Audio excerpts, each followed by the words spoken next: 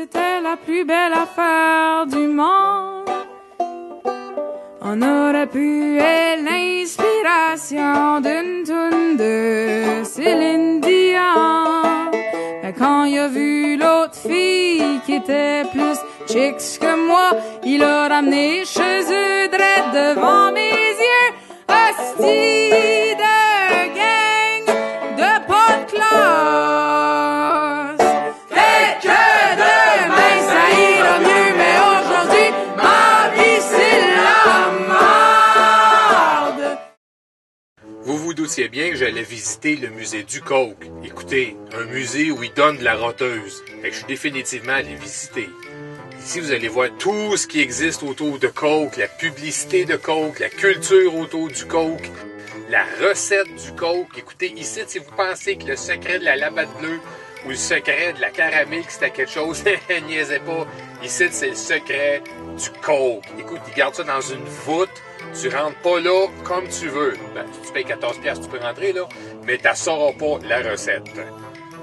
Tu peux voir plein d'éléments qui ont rapport au coke, mais tu ne connaîtras pas la recette. Il la garde dans un coffre. Par contre, si tu as envie de boire de la roteuse, tu peux en boire. Tu peux goûter des produits coke qui sont distribués dans 64 pays différents. Tu peux goûter tout ce que tu veux, il n'y en a pas de problème, c'est all you can drink. Il y en a qui sont bonnes, il y en a qui sont dégueulasses. On a même pu essayer le nouveau coke à saveur de petit bonhomme, des pains d'épices, et c'était dégueulasse. En tout cas, ici, tu veux du coke, tu vas en boire du coke, autant que t'en veux.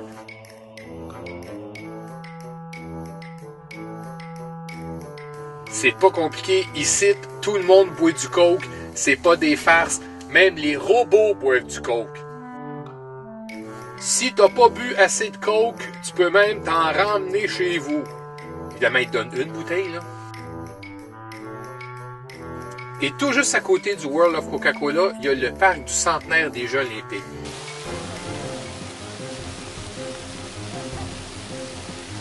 Quelle idée fantastique, après avoir bu 64 verres de liqueur, d'aller dans un parc où il y a un paquet de fontaines et de jeux d'eau. Le bruit apaisant de l'eau va te donner le goût de te pisser dans la bouche.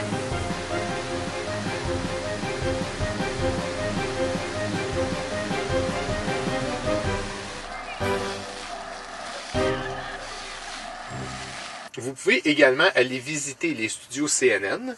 Évidemment, on ne peut pas filmer beaucoup à l'intérieur. Et là, c'est l'heure du Quickie de la journée. Le Quickie de la journée, c'est une information que je vais vous donner qui est tellement triviale et insignifiante que dès que ma phrase est terminée, vous allez entreprendre le processus pour l'oublier. Bon, le Quickie du jour. Là où sont installés les bureaux de CNN, c'était jadis un parc d'amusement dont le grand escalier mécanique était l'entrée principale. Eh bien, cet escalier mécanique-là, de 8 étages de haut, est le plus long des escaliers mécaniques sans support au monde. Vous pouvez maintenant l'oublier. Une petite anecdote de VR. Je viens de finir ma journée de visite à Atlanta. Et là, il est comme à peu près 5h30. Le soleil est en train de se coucher tranquillement. On est dans le sud, le soleil se couche un petit peu plus tard. Mais là, c'est du trafic. Puis là, je voulais aller manger au restaurant. Bon. Mais écoutez, les restaurants, il y a du monde. Il y a du monde! Il y a une foire alimentaire au centre CNN. Il y a du monde assis à terre qui mange. Des centaines de personnes. Ça a l'air resté d'un camp de réfugiés. Il y a un Johnny Rocket pas loin. Il y a une file d'attente de 3/4 d'heure dehors, tu sais. Là, je commence à avoir un fidèle aux toilettes. Tout ça, à un moment donné, ça me frappe. J'ai un VR, moi. Il est stationné, tu sais, à 3 minutes de marche d'ici. Je veux pas aller dans le trafic non plus, mais tu sais, je m'en fous. C'est que là, je suis ici en ce moment. Je suis revenu, j'étais allé aux toilettes. Je vais écouter un petit peu de télé. Je vais laisser le temps passer un peu pour le trafic. Puis là, je vais prendre une décision. Je vais retourner faire une petite run de restaurant. Puis si c'est encore le bordel, je vais me faire un lunch that's it, that's all. Puis après ça, je vais me trouver mon spot pour dormir. Je dormirai pas ici parce que, bon... c'est un peu louche, là, comme coin, là.